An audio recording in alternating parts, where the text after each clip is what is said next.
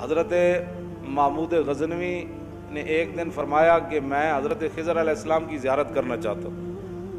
ایک غریب آدمی کھڑا ہوا، وہ کہنے لگا میں آپ کو زیارت کرا دیتا ہوں، لیکن ایک شرط ہے، میں غریب ہوں، 6 مہینے کا خرچہ میں آپ کو دینا ہوگا میرے بچوں کا۔ اس نے کہا ٹھیک ہے۔ 6 مہینے کے بعد محمود غزنوی نے اس کو بلایا، ہاں جی خضر علیہ السلام کی ملاقات کا کوئی وظیفہ مکمل ہوا؟ اس نے کہا جی کچھ وظیفے الٹ ہو گئے، 6 مہینے اور چاہیے۔ اس نے کہا ٹھیک ہے۔ سال کے بعد اس کو پھر حضرت محمود غزنوی بلایا، فرمایا ہاں جی خضر علیہ السلام نہ کوئی میری ملاقات کا امکان پیدا ہویا، تسی وظیفے جو کر رہے ہو دریا دے کنارے؟ انہوں نے کہا جی میں کہاں، خضر علیہ السلام کہاں، میں نے تو آپ کے ساتھ جھوٹ بولا ہے، غریب آدمی تھا تو پیسے میرا روٹی پانی چل گیا 1 سال۔ تو محمود غزنوی کا مجلس لگی ہوئی تھی، ہزاروں لوگ موجود تھے، غوث بھی تھے، کتب بھی تھے، ابدال بھی تھے، محدث بھی تھے، مفسر بھی تھے۔ تو اس نے اپنے ایک وزیر کی طرف اشارہ کر کے کہا بتاؤ بھائی جو بادشاہ سے جھوٹ بولے اس کی کیا سزا ہے؟ وہ وزیر کہنے لگا کہ اس کو قتل کر دیا جائے۔ محمود غزنوی کے مجلس میں ایک نورانی چہرے والے بزرگ بیٹھے تھے، انہوں نے کہا بادشاہ سلامت، اس نے بالکل ٹھیک کہا۔ پھر اس نے ایک دوسرے وزیر سے پوچھا، اس نے کہا جی اس کی کیا سزا ہے جس نے بادشاہ سے داؤ بھی لگایا اور جھوٹ بھی بولا؟ اس نے کہا یہ گردن نہ اتاریں، یہ تو پھر جلدی مر جائے گا، اس پر کتے چھوڑے، یہاں تک کہ کتے اسے نوچ نوچ کر کھائیں تاکہ اس کو پتہ چلے بادشاہ سے جھوٹ نہیں بولا جاتا۔ تو وہ بزرگ نورانی چہرے والے کہنے لگے بادشاہ سلامت، اس نے ٹھیک کہا۔ پھر اس نے حضرت ایاز کو کہا، ایک ہی صف میں کھڑے ہو گئے محمود و ایاز۔ حضرت ایاز کو کہا کہ ہاں جی آپ بتائیں۔ اس نے کہا بادشاہ سلامت، ایک غریب آدمی تھا، اس کے جھوٹ بولنے سے آپ کے وقار میں کوئی کمی نہیں آئی، اور 1 سال پیسے دینے سے آپ کے خزانے میں کوئی کمی نہیں ہے، یا آپ اس کو معاف کر دیں۔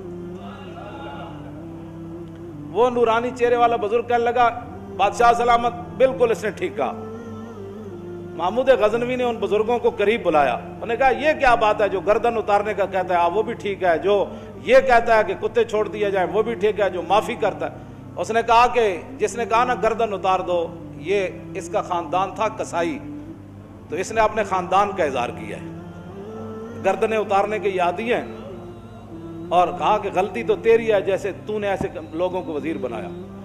اس نے کہا جس نے کتوں کا کہا نا کتے چھوڑو، اس کے آباء و اجداد بادشاہوں کے کتے نہلایا کرتے تھے، اس نے اپنے خاندان کا اظہار کیا ہے، اس نے اپنی فطرت اپنے خون کا بتایا ہے، اور کہا کہ رہ گیا ایاز تو یہ سید ہے، اور سید کربلا میں لٹے بھی گئے تو اف نہیں کی، اپنا سودا بیچ کر بازار سونا کر گئے، کون سی بستی بسائی تاجران آل بیت۔ کیوں جی؟ کہا یہ سید ہے۔ جب یہ کہا نا یہ سید ہے تو محمود غزنوی کرسی پر کھڑا ہو گیا، وہ کہنے لگا ایاز تو نے آج تک بتایا ہی نہیں میں آل رسول ہوں، اتنا ظلم کیا تو نے بتایا ہی نہیں آج تک۔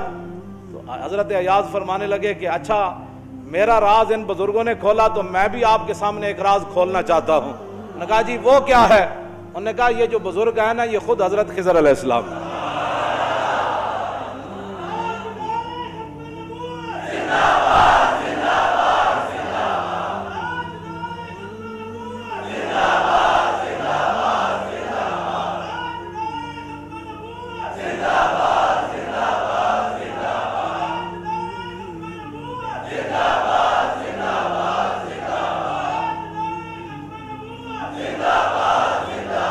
توجہ بھائی توجہ، آپ اور ہم خوش نصیب ہیں کہ ہم اپنے خون کا اظہار کر رہے ہیں۔ ہمارے آباء و اجداد نے صدقے یا رسول اللہ کے نعرے لگائے، ہمارے بڑوں نے حضور سے محبت کی، حضور کی ختم نبوت پر پہرے دیے، تو ہم اپنے خاندان کا اظہار کر رہے ہیں، اور جن لوگوں کو یہ مسئلہ نہیں سمجھ آ رہا ہے وہ اپنے خاندان کا اظہار کر رہے ہیں۔